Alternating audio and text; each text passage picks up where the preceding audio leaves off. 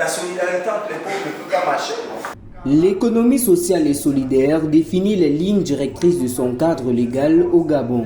Dans cette logique, la Direction générale de l'économie sociale et solidaire a réuni le 1er octobre 2025 à l'espace PME de Libreville les acteurs du secteur afin de leur présenter le projet de loi portant économie sociale et solidaire en République gabonaise. Alors, pour le cadre légal d'économie sociale au Gabon, il faut retenir que les associations au Gabon bénéficient d'une loi spécifique pour les associations. Nous avons une loi pour les fondations, nous avons une loi pour les sociétés coopératives, une loi de l'acte uniforme OHADA sur les sociétés coopératives. Nous avons un projet de loi sur les mutuelles qui est en cours. Donc c'est ce qui constitue aujourd'hui le cadre légal de l'économie sociale. L'idée finalement à travers le projet de loi, c'est de mettre en commun en fait toutes ces organisations de façon à sortir les particularités et tout ce qui les regroupe au sein véritablement de l'économie sociale.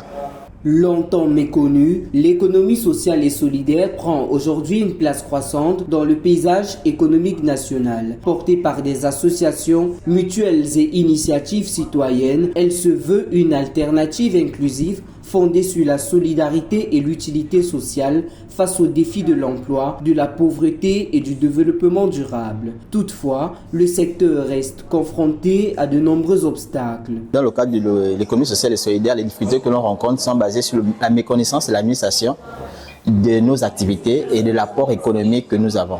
Et en même temps, le manque de communication et de sensibilisation auprès des potentiels acteurs qu'il y a pour pouvoir réduire le taux de la fracture de l'ignorance dans le domaine de l'économie sociale et solidaire.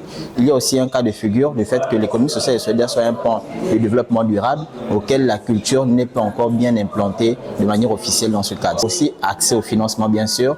Si l'économie sociale et solidaire séduit de plus en plus de communautés, la question de son modèle économique demeure un véritable casse-tête. Entre l'esprit de solidarité qui guide ces acteurs et les exigences de rentabilité nécessaires à leur survie, le secteur peine encore à trouver un équilibre stable. Nous ne sommes pas crédibles auprès des banques parce qu'ils ne comprennent pas réellement notre modèle économique. Mais il y a des mécanismes qui peuvent permettre à ce qu'on puisse mieux comprendre l'économie sociale et solidaire. À l'exemple, quelqu'un qui va offrir des formations gratuites pour le cadre de développement du numérique, on va lui poser la question, mais dans quel intérêt?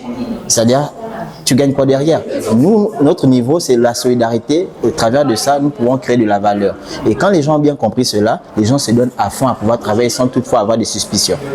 Organisée par le cabinet de conseil Prospective, la table ronde a permis aux participants de formuler des recommandations à l'endroit de l'administration afin d'adapter le projet de loi aux réalités locales. Les acteurs ont émis l'idée de la mise sur pied d'un think tank, le plaidoyer auprès des collectivités locales et l'élaboration d'un guide d'accompagnement. Notons que le gouvernement gabonais prépare également un plan triennal de développement et de promotion de l'économie sociale et solidaire en partenariat avec l'UNESCO.